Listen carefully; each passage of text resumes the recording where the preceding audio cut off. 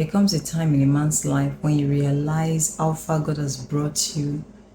And it could even be that maybe just being alive. Like in my case, I realized that God is not done with me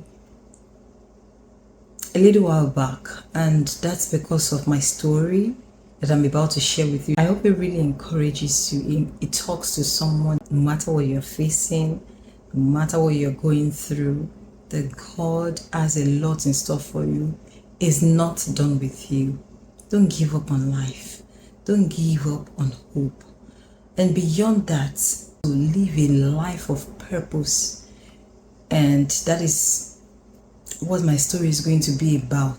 This is also going to serve as a reminder for me as I journey through life, that after coming to this realization, I live my life more purposefully. You know, like the psalmist says, David says in the book of Psalms, it says, "So teach me, Lord, to number my days, that I may apply my heart unto wisdom." I've got to live purposefully because there is a reason why He kept me. There is a reason why I'm alive. It's not because of what I did well, what I could do well, what I can do well. It's because it is purposeful, it's mindful about me. That's why David says, "Who am I that you are mindful of me? Who am I that you set your love on me?" When I got married, I took him about a year later. It was 2014 December, and 2015 we had plans to travel to United States. My baby was doing fine, but at some point in pregnancy with my first child, they realized that my baby wasn't growing very well. Maybe around 30 weeks, she wasn't growing that well like she was at the start of the pregnancy and all of that. I was in Nigeria back then, so they started closely monitoring my baby, and I know that there's a video that I made a couple of months back or so that focuses on bedside manners in Nigeria, and I cited my experience as a woman or as a mom that was expecting a baby in Nigeria, how it went. But here today I want to share my testimony, like the story of how my maternal journey has been. 2015, my baby was going to, I think in June, they told me, okay, go do an ultrasound. And I did. And then my baby was showing quite small, like 2.4 kg or so. But that's even better than what they were seeing at the hospital that I was using. This was with a specialist. She was fully formed, everything was fine, really, but just small. I had her through cesarean section, owing to the fact that they don't want her to go through the stress of delivery. But shortly after I had my cesarean section, I remember that day I was the first person to be operated on. Went to hospital Thursday night, had my baby on Friday morning, and they had a couple more deliveries after me. But here I am, I have my baby. I couldn't even see my baby because I was bleeding. I was bleeding post cesarean section, and I did catch that right after I was wheeled out of the theater room. You know, I told the chief matron, like, I feel some wetness on my left side here, while my right side is dry. So she just ignored it. Nothing, it's fine. It's just the bleeding post cesarean section. Okay. I mean, I don't know much, but I sensed that something was wrong. Common sense tells me if I'll be wet, it should be distributed around the incision area, not on a part.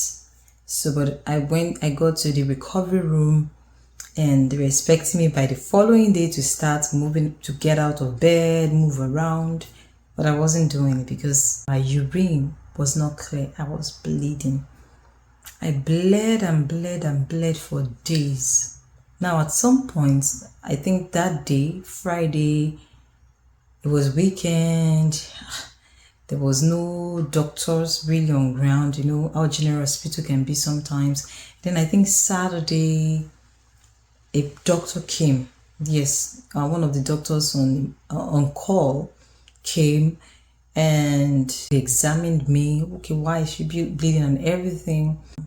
Probably they looked at it, put some more dressing or whatever, and then that was it. They didn't really try to do any restitching.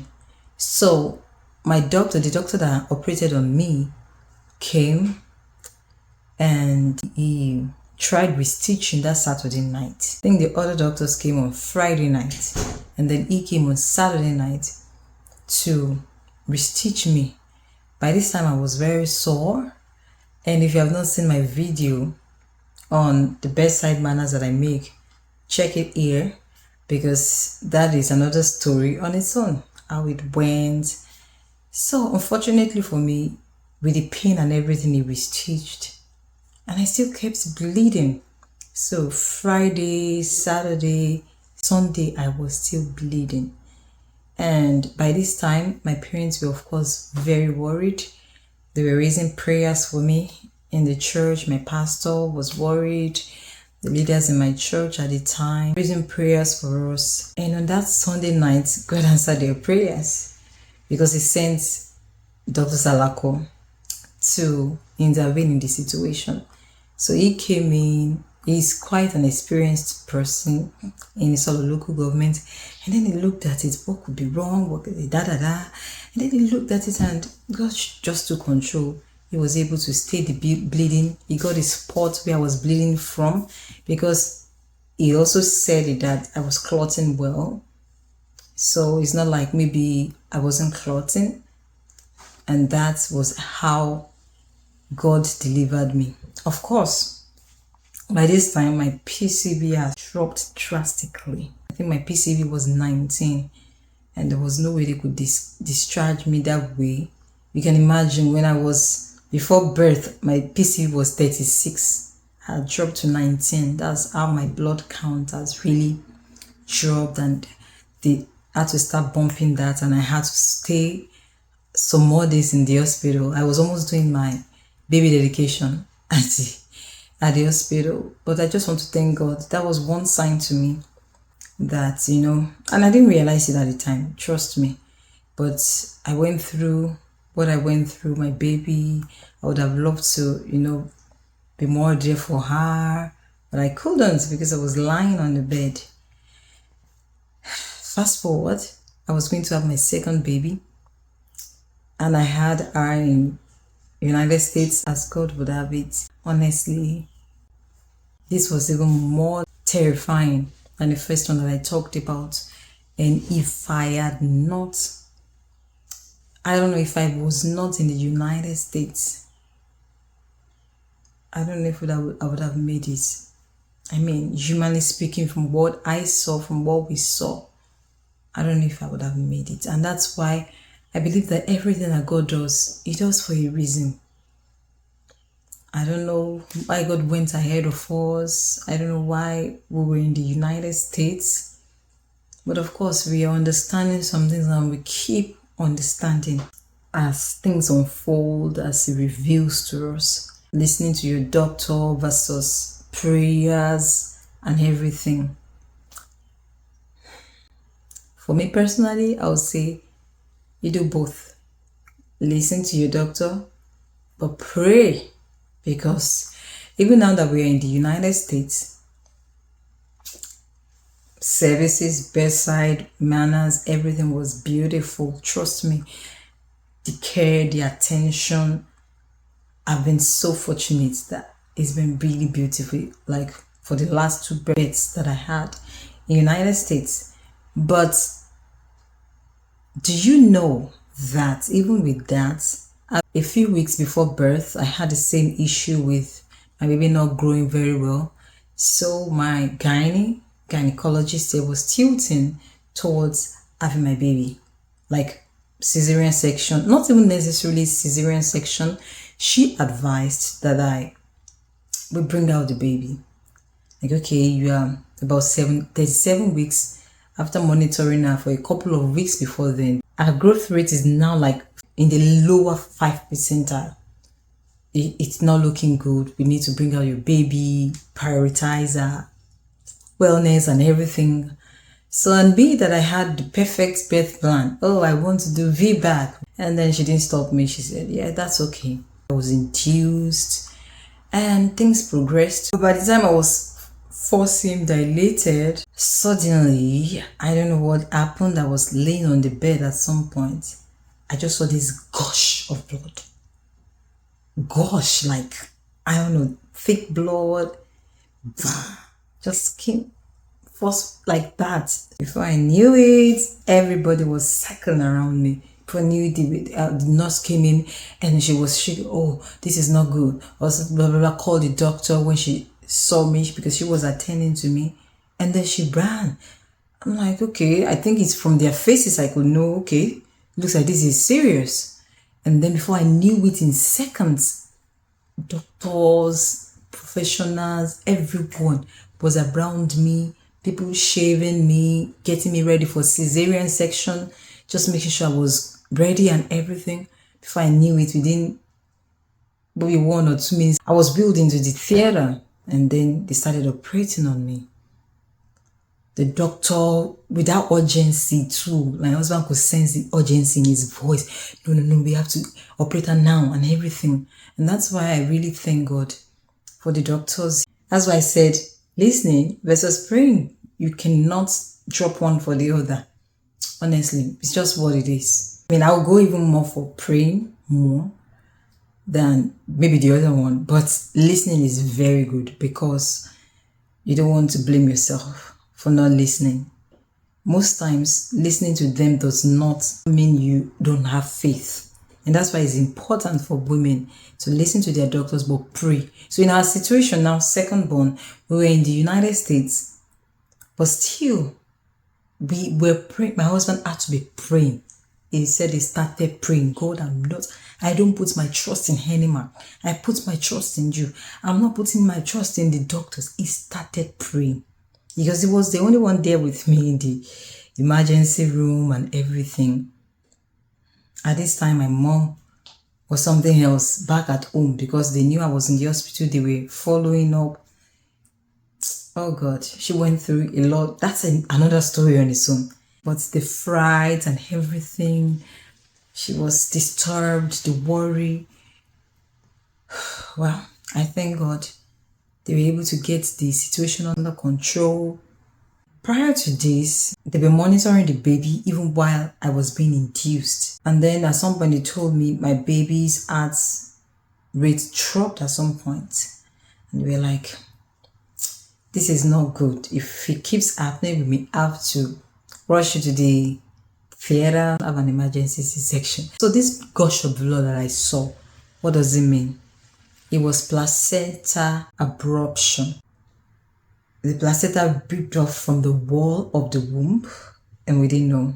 Now, what this means is the placenta has detached from the wall of the womb, either partly or totally, and it can cause bleeding in the mother and interfere with the baby's supply of oxygen and nutrients. Now, maybe because I've not had that before, of course, this is the first time I'll be trying vaginal birth.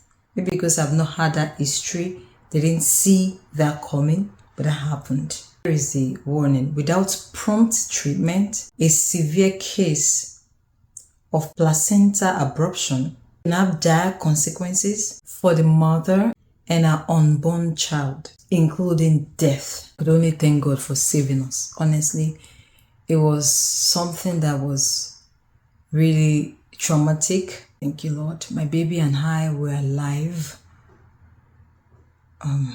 We did not die. All thanks to God. Now, fast forward to 2020 in March. During the pandemic, I was going to have my third child. We were back in Texas in 2020. There was no repeats of my child being small. Glory to God. I was going to have my third baby. He planned with me that we were looking at 39 weeks. I don't know, for whatever reasons, if he ignored my history, because I knew if you have had placenta abruption before, from what we have explained, my history and everything, I think you might be at risk for another one in the future. But I don't know what happened. He said I was going to have my baby at 39 weeks. And lo and behold, when I was 37 weeks, my baby decided to show face. I mean, I was in the room. I remember I was working from home at the time because I was doing my master's program. So I worked from home on the campus too, right? But at the time it was the pandemic and everybody were mostly working from home. And suddenly there was this gush of blood again. This time not that thick, but bleeding. My mom was there because she was visiting with us at the time in Texas. My mom was there and see this gush. Shortly before then, I will tell you the truth. I started seeing some symptoms of labor. I was having contractions, but I don't even know. My body is somehow.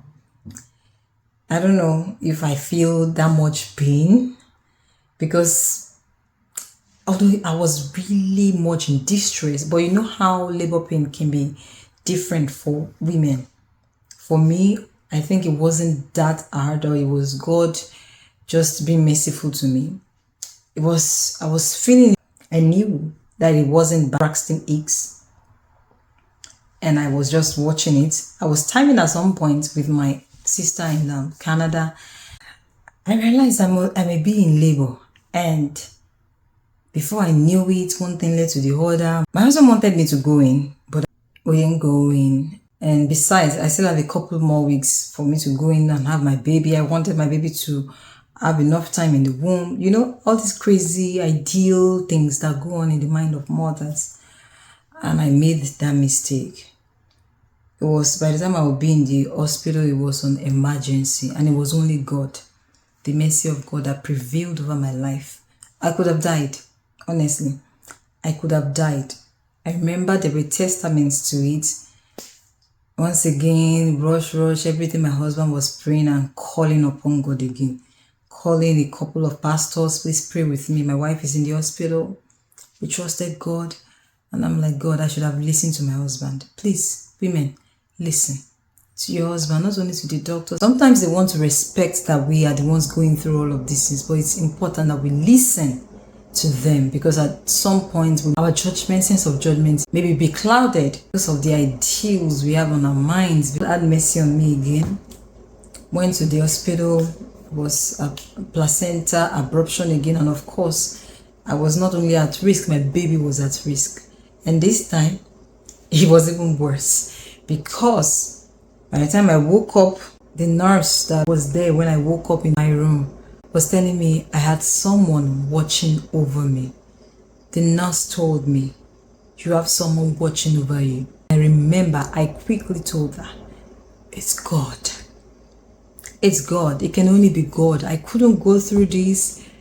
There were my own mistakes. My doctor not probably paying more attention to my history that could have helped me. It was at this point, when after all these things has happened, that I realized that I cannot continue to live my life. That was the day that I knew that I can't keep living my life the way I've been living it. I realized that there was something more. I realized there is a reason why God has kept me alive. 3 births I've had so far, 3 complications, 3 maternal complications. Even the kids were at risk. Even my baby, it was God that saved her. The 3rd birth, it was God that saved her and saved me and kept me alive. So I want to tell you that God is not done with you. He is just getting started. Don't lose hope. Have you realized that there is a purpose for your life? Have you realized that you can't keep living the way you live? You wake up in the morning, you go to bed at night, and life goes on. No, there is more. Thank you for taking the time to listen to me. Bye.